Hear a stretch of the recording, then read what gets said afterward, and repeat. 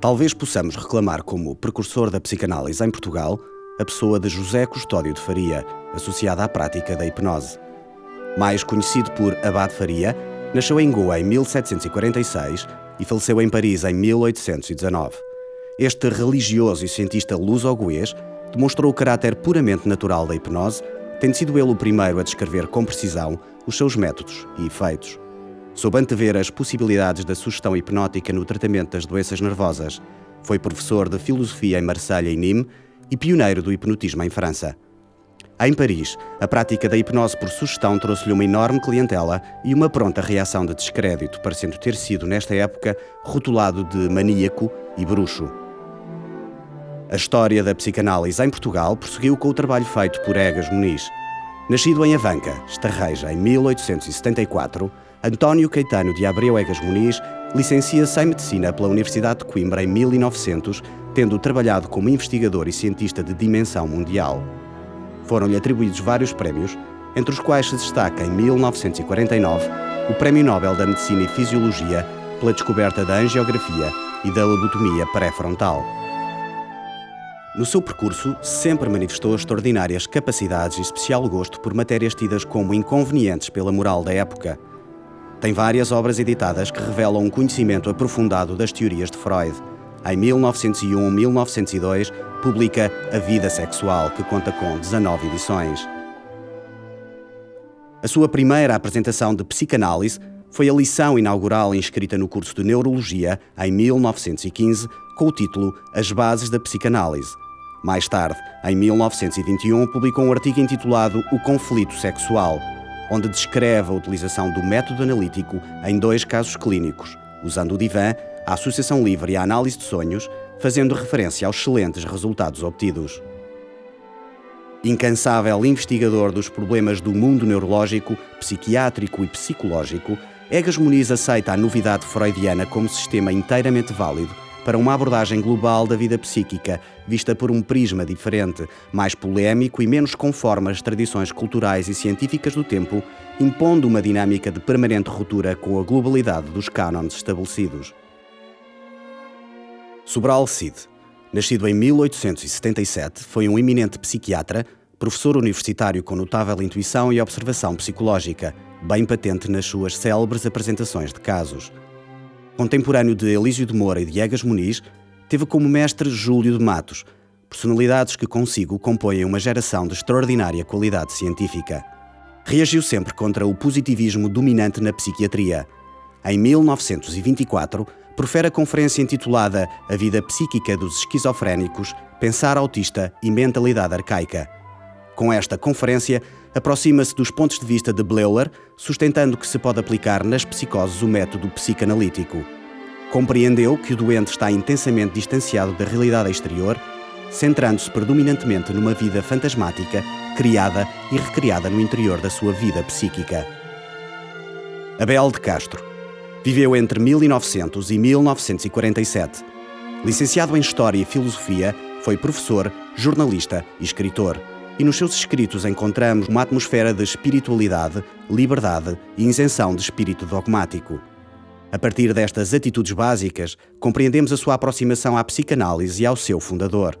Entre 1924 e 1929, Abel de Castro trocou correspondência com Freud.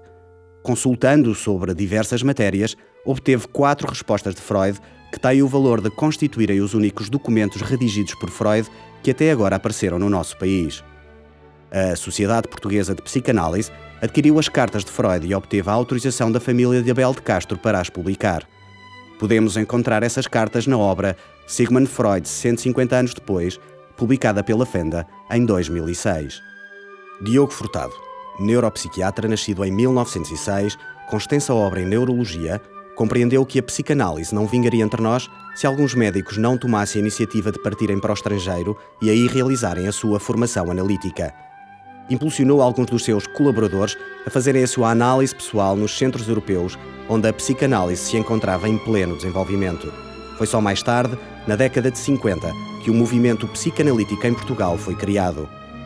Apesar deste tipo de tratamento não ser bem aceito pela política de António Salazar, alguns médicos portugueses, entre os quais Francisco Alvim e Pedro Luzes, foram para a Suíça, onde fizeram a sua formação psicanalítica com o Grupo de Genebra, sob a orientação de Raymond Saussure, tornando-se membros da Sociedade Psicanalítica Suíça. Em Genebra, os psicanalistas portugueses contactaram com os psicanalistas espanhóis Pere Buil e Pere Folk, que tinham feito também a sua formação na mesma sociedade e juntos criaram a Sociedade Psicanalítica Luso-Espanhola. Foi no Congresso de Paris de 1957 que a Associação Internacional de Psicanálise, IPA, reconhece o grupo luso-espanhol como um study group. 2 anos mais tarde, em 1959, no Congresso de Copenhaga, o grupo foi então aceito como sociedade componente da IPA, ficando assim formada a Sociedade Psicanalítica Luso-Espanhola. É nesta altura que João dos Santos, tendo terminado a sua formação como psicanalista em Paris, se junta à sociedade.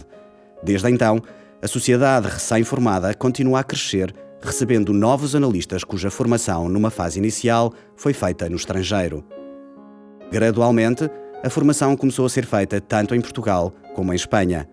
E em 1963, Francisco Alvim foi o primeiro analista a iniciar o trabalho clínico em Portugal, seguindo-se imediatamente João dos Santos e Pedro Luzes. No Porto, o movimento psicanalítico foi desenvolvido sob a direção de Celeste Malpique e Jaime Milheiro, tendo ambos contactado com a psicanálise nos anos 60 durante a sua formação em psiquiatria e pedopsiquiatria em Paris e Genebra. João dos Santos. Tendo trabalhado em França com membros da Sociedade Psicanalítica de Paris com prática em clínica infantil, torna-se responsável pela introdução e desenvolvimento do trabalho com crianças e adolescentes em Portugal. Podemos dizer que João dos Santos fundou a pedopsiquiatria portuguesa moderna, baseada na compreensão psicodinâmica do sintoma e numa filosofia da intervenção psicoterapêutica.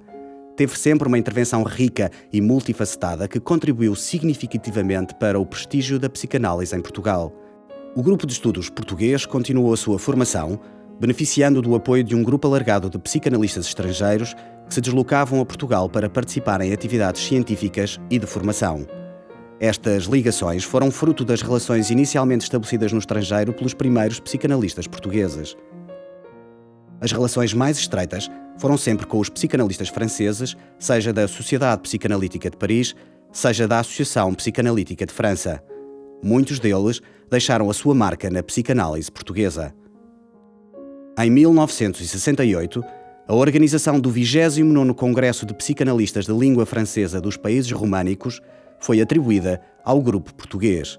Este congresso decorreu em Lisboa e Pedro Luzes apresentou uma comunicação intitulada As Perturbações do Pensamento na Clínica Psicanalítica, onde pela primeira vez, fora da Inglaterra, a teoria de Wilfred Bion foi examinada nas perspectivas teórica e clínica.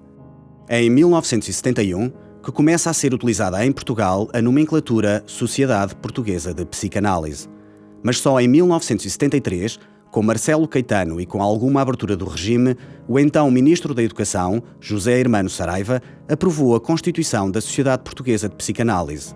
Francisco Alvim foi o seu primeiro presidente. Após o 25 de abril de 1974, os psicanalistas portugueses puderam desenvolver com liberdade um amplo trabalho fora da clínica privada. Alargaram o seu trabalho às instituições públicas e à formação universitária. Em 1975, foi criado o Instituto de Psicanálise de Lisboa, com o objetivo de preparar futuros psicanalistas e desenvolver a clínica psicanalítica. Em 1977, no seu 30º Congresso Internacional, em Jerusalém, a Associação Internacional de Psicanálise reconhece o grupo português como uma sociedade provisória. É também em 1977 que Francisco Alvim escreve o primeiro editorial da Revista Portuguesa de Psicanálise, quando este era ainda um policopiado. Este projeto foi interrompido e adiado por dificuldades financeiras, tendo sido retomado mais tarde, em 1985, com uma publicação bianual. Em 1981, no 32º Congresso Internacional em Helsínquia, a Sociedade de Psicanálise Provisória torna-se finalmente uma sociedade componente da Associação Internacional de Psicanálise.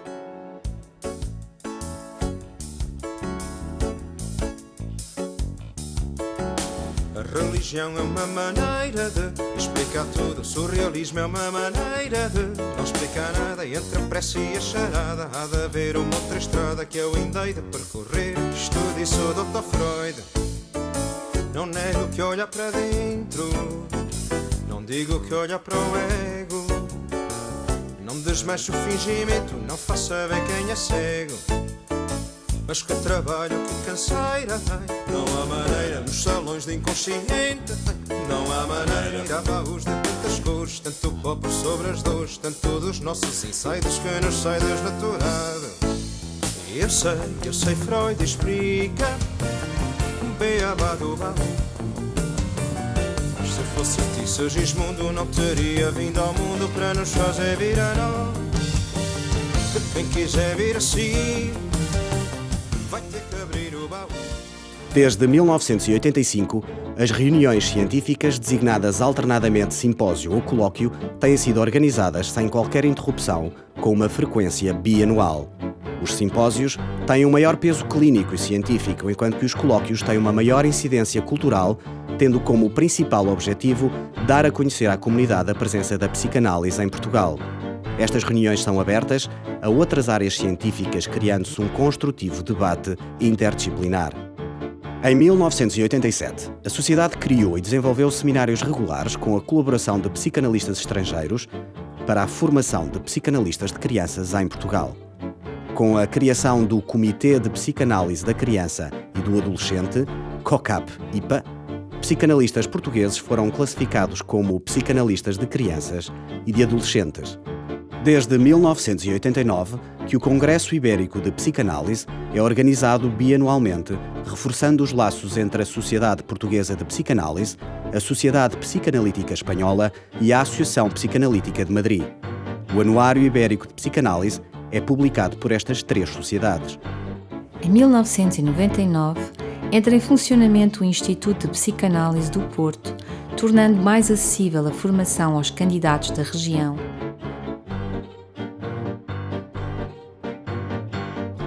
Permitiu igualmente o acesso da população residente ao tratamento psicanalítico por valores reduzidos.